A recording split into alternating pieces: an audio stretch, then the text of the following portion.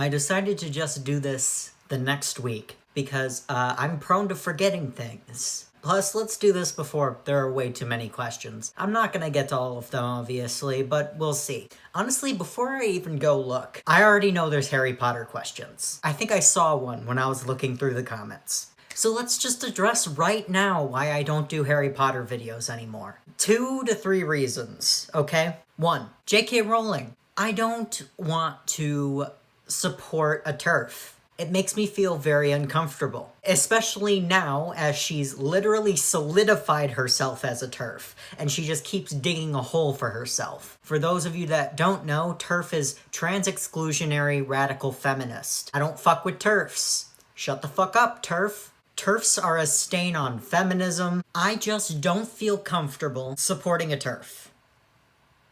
So I'm not going to make Harry Potter videos anymore. I feel like that's valid. The more I get into leftist politics, the more I realize how Harry Potter is a perfect allegory for neoliberalism, and I start to see J.K. Rowling in Harry Potter. I know there's a lot of, you can separate the art from the artists type people, I don't believe that, especially when it comes to writing. You can't separate yourself from your writing. You put a little piece of yourself in the writing, and you see J.K. Rowling's neoliberalism in Harry Potter, which has sort of made me a little averse to it. I think the Harry Potter videos, creating them, sort of marked the end to my hyperfixation on Harry Potter for, a lot of different reasons, but I was not betting on the fact that they were going to blow up, I wasn't betting on the fact that people were going to, well, first of all, they were going to blow up, but then people were going to peg me as like a one-trick pony. And I think that's a problem a lot of creators sort of come to at a certain point, is that they have this brand and people sort of stick them in a box and then say, make this or I'll be unhappy. I'm not a one-trick pony. I have many facets to me. I want to make stuff that I want to make. I feel like that's valid. For instance, Thomas Sanders. I sort of watched as his entire channel became Sanders sides, right? And if he's happy doing that, great. That is good on him, that the thing he's happy doing is the thing his fans want. That reality scares me, however, because I do not want to become the one-trick pony that Thomas Sanders is now. I do not want to be limited to one thing.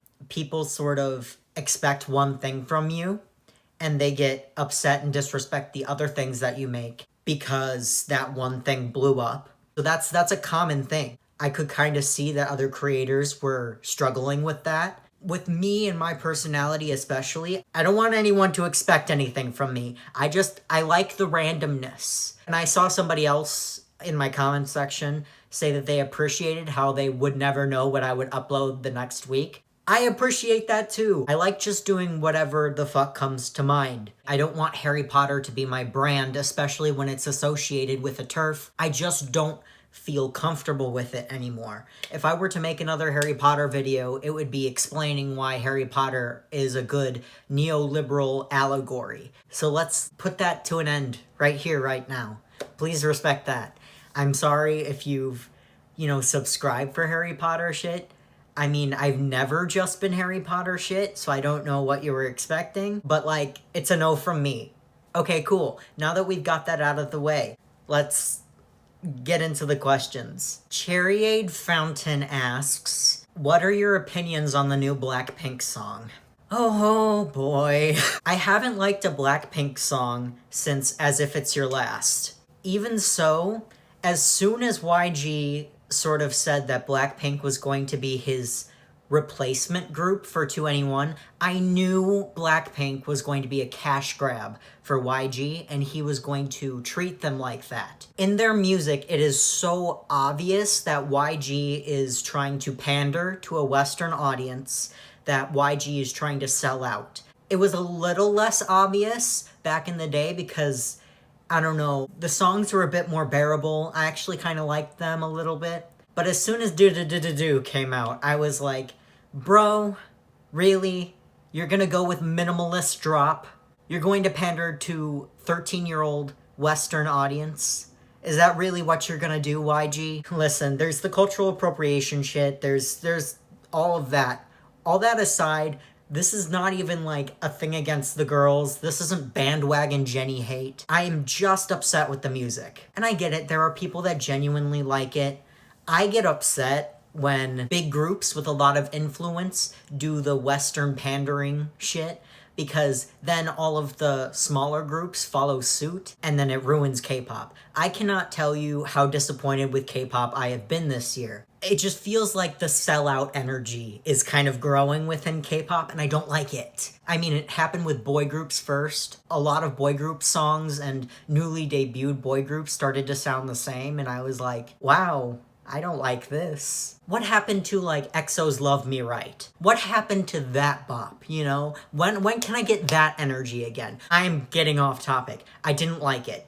This particular song that Blackpink came out with was their worst song yet, because it sounded like a rookie girl group song from an unknown company. YG, you have millions of dollars and you gave me that? Like, I was listening to it going, did you really put a bunch of experienced producers on this project? Because it doesn't feel like you did. It is the accumulation of what has disappointed me in K-pop as of lately. Cooper Vent asks, when did you start delving into researching independently? As soon as I realized that I liked learning as soon as it was on my own terms. Researching independently is quite fun. I mean, I'd say in the past couple years. Dear Blood Duds asks, do you plan to keep releasing 2-song EPs for each of the planets, or are you going to shake it up and put out an album or something? I will keep putting 2 songs out for each planet, and then as Pluto comes around, I'm going to release all of the songs sort of remixed and mastered to my skill level at that point. And in like a huge fucking Frankenstein 18-song album. Julietta HDZ asks, if you could fix our fucked up school system, how would you do so? I mean, I kind of said it in the video itself. Like with most systems in the US, they need to be completely uprooted, destroyed, and rebuilt. That's my answer to most things. Because you can't fix something that was built to be broken. A lot of people in the comments section pointed out, and I totally forgot to even mention this, I acted like it's a conspiracy theory when really it's like the truth. But the system was sort of built to mirror a factory. So they literally are sort of training you for capitalism. So we need to destroy it altogether, rebuild it. Kids need to be there less. Information needs to be more helpful, more comprehensive. There needs to be less extrinsic motivations, less testing, less homework. Or none altogether. And you know, it needs to be individualized. More people in the classroom, less kids. We need to focus on the actual learning of the child and how children work, even as they get older. I mean, that shit, the extrinsic, intrinsic stuff doesn't just go away when you turn 14, you know? This person also asks, I'm not sure if it was you, could have been someone else, but I think you said you liked AOA. If so, how do you feel about the whole incident with Jimin and Mina? Yes, I did like AOA. I'm upset about it. For those of you that don't know, AOA, longtime third-generation girl group, it has been said from a former member that she was being bullied by the leader of the group. That breaks my heart. I think it sort of shows us why Choa left. In this situation, I had to unstand. Mina only still follows like Hyejong, but Mina also unfollowed Sohyun and Chanmi too. That's just too many members. Too many members fucking up for me to continue standing. Go give Mina some love because poor girl has been suicidal for a long time. And they also ask, which of your videos did you have the most fun making? The one where I harassed my cat. Poppy Matilda asks, can you talk about your Myers-Briggs typology and how you got into it, etc.? I heard you talk about it briefly on your podcast. I'm into Myers-Briggs as in like the cognitive functions, just because, you know, learning about yourself and how your brain functions is always a good thing. It'll help you, you know, navigate through your life. I do agree with a lot of people saying that it's like astrology for nerds, in that people take it way too seriously. They sort of treat it like a religion, and it's like, stop seeing it so rigidly. That's not how personalities work. It's almost like people have been saying lately that, you know, introversion and extroversion isn't, you know, a rigid box. And I'd have to agree with that. Anybody who has been seeing introversion and extroversion as a rigid box rather than, you know, something that you lean a little right towards, lean a little left towards, that's not how personalities work. It is a spectrum, as all things are. You can't put humans into a binary because we're so fucking complicated. If anything, it's like a bell curve, I saw someone say. I could make a video on it. I've actually thought about making a small rant video on this. Puppy Matilda also asks, maybe your opinions on different leftist ideologies like anarcho-communism, library socialism, etc. As all, you know, baby leftists should, you know, you should do a lot of reading of radical thinkers. Do a lot of reading. I'm gonna do a lot of reading and sort of refine. I'm open to a lot of different third quadrant ideologies. I don't like fourth quadrant ideologies because, you know, I don't think the authoritarian quadrants are really the way we should be going. People from the fourth quadrant say interesting shit sometimes, but then they, like, you know, say North Korea good. And then I'm like, all right, motherfucker, I trusted you.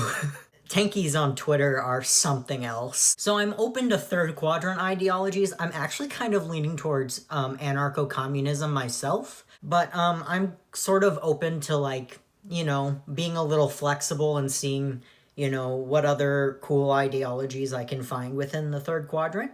Don't ask, asks. How old were you when you started to learn about politics? Right into middle school. I mean, it was that baby shit. Getting that surface level stuff, but, you know, it takes a while. I'd say I started getting deeper into politics rather than that surface level neoliberal shit around freshman, sophomore year. This person asks, in a perfect society, what would the legal system look like? What would the law enforcement look like? What would the government look like in general, I guess? This is a hefty question you are asking me. I don't blame you. I could make another video on this. If you wanted, there is a person that has been asking me to make an I'm a Communist Part 2 video. If that's something you want, ask me questions, I guess, that I can answer. I feel like that video would just end up being me ranting about the political compass and how people don't know how the political compass works. And, you know, all the propaganda that led to people thinking that politics are a 1D scale when it's a 2D scale. Because mind you, with stuff like this, my thoughts are constantly changing and updating because this is such a complicated topic. I keep getting, like, dope hot takes that I have to, like, you know, analyze, pick apart, etc. Stuff like this isn't as, you know, cut and dry as don't be a fucking homophobe, you know? Like, that's a surface level take. I can just say that outright and not feel insecure about saying that outright because, you know, there really isn't more to add to that hot take. I guess it's not a hot take, it's a cold take because, you know, everybody should be saying, don't be a homophobe. I need to read more radical works, and I think a lot of you baby commies need to get into reading a lot of radical works. I would suggest reading Marx, even though I'm not a fan of calling myself a Marxist. Just call yourself a commie. When you ask me stuff like this, the first thing I'm going to say is read the radical works. I'm doing so as well. I could make a whole video on this. Is this what you guys want? I have one person that keeps asking me to make another communist video. Is that what you want? I don't really know what I would say entirely. What do you want me to cover?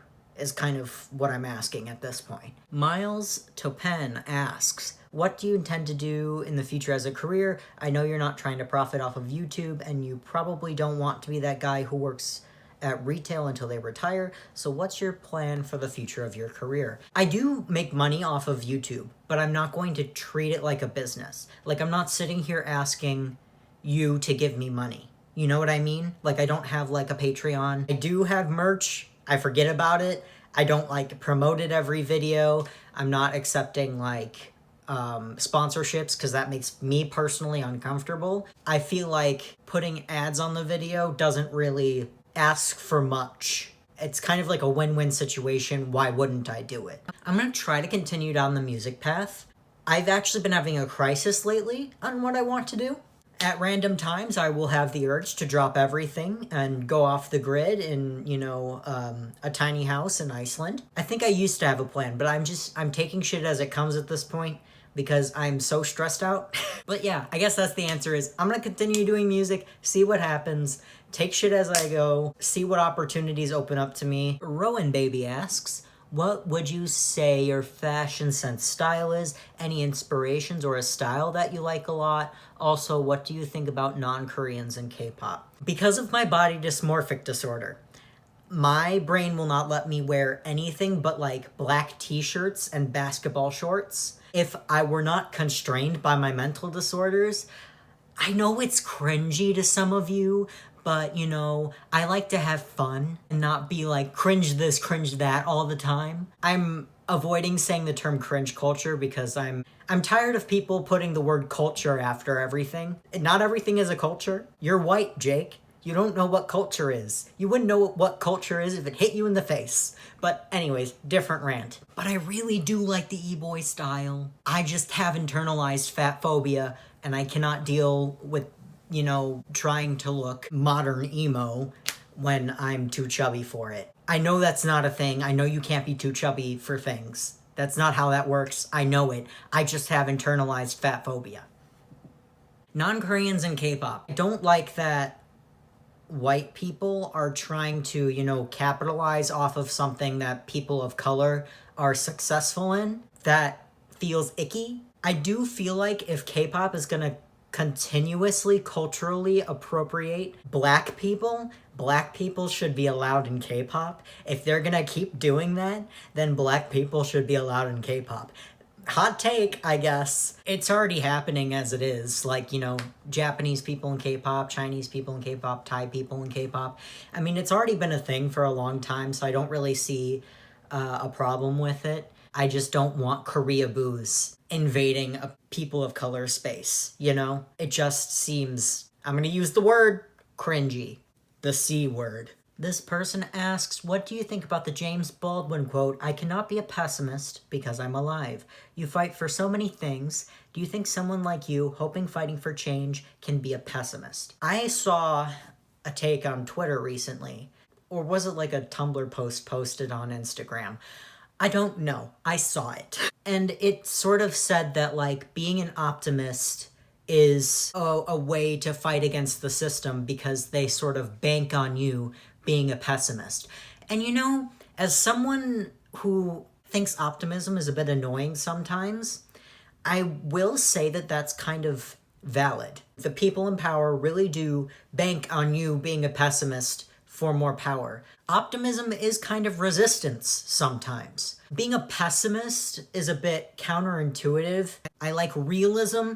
I try not to be a pessimist. I try not to be an optimist. I think both can be a bit delusional at times, but I can see how optimism could be resistance. Because at this point, right, the bigwigs are sort of banking on you to be like, who cares about the systems in place? We're all gonna die of global warming. That's how they want you to respond, because that means that more people are not going to try to overthrow the government and them. They want you to act like that because then they win. In some parts, it is a bit realistic that we are going to not survive. I've analyzed this a bit. There are very few situations in which humanity survives. Banking on that large percentage is what the people in power want you to do. Start organizing people. Let's overthrow the government, because that's one of the ways that we can survive, is if we overthrow the US government. It's one of the very few situations in which we survive.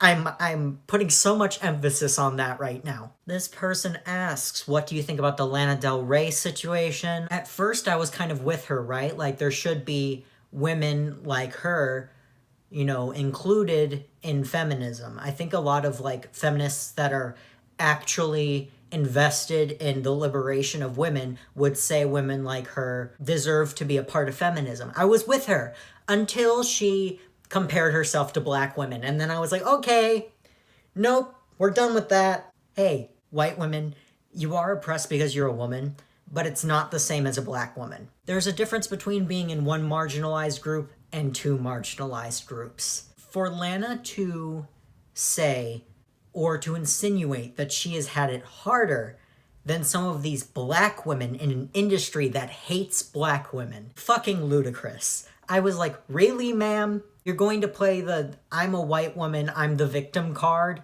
Come on, man. Come on, man. That's what J.K. Rowling is doing. Is that what you want? To be J.K. Rowling? Jaden asks, what are some K-pop groups or artists I should stan or look into, or just some good individual songs? I would suggest you look into Brave Girls, but they are definitely going to disband soon. I mean, their entire discography slaps. I said this in the last one. Why do I keep doing this? I am Brave Girl's only promotional team. I guess it really depends on your music tastes. Ryu Sujong came out with a song called Tiger Eyes, and it might go on my top 10. G-Friend just came out with a concept that I've been missing, and I did not expect G-Friend to be the one to do it, but I'm not complaining. And before anyone asks, here's my updated stan list. For solo and co-ed, I stan Hyuna, Chungha, Hyolyn, Sunmi, Taemin, and Card. For girl groups, I stan Red Velvet, EXID. I don't know if they're still together or not. CLC, Brave Girls, they're gonna disband soon. Wikimiki, G-Friend, Cosmic Girls, Daya, Twice, Luna, Cherry Bullet, Dreamcatcher, ITZY, and Hinapia. If I'm saying that right, I wouldn't know. Boy groups at this point, day 6. MFACT, ACE, NCT, all units. I suppose I stan Super M as well. TXT, ATEEZ, and SF9.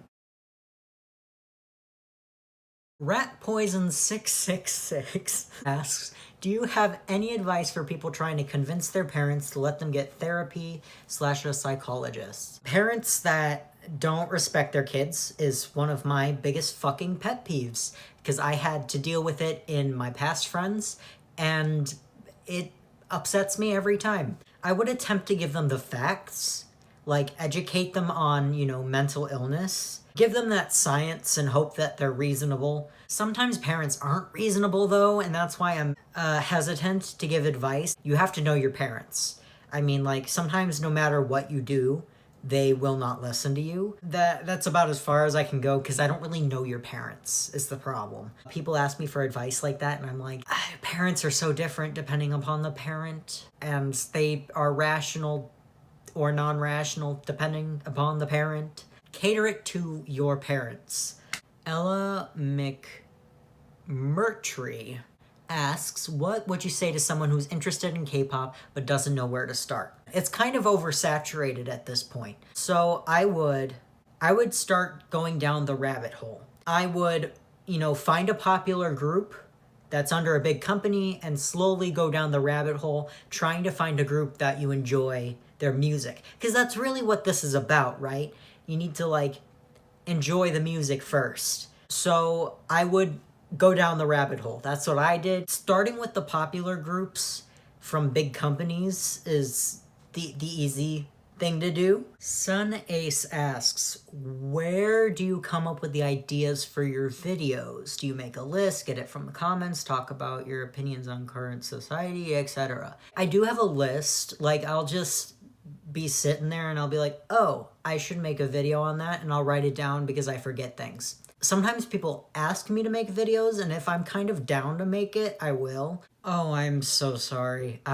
Not to be that white teacher, but I can't pronounce your name.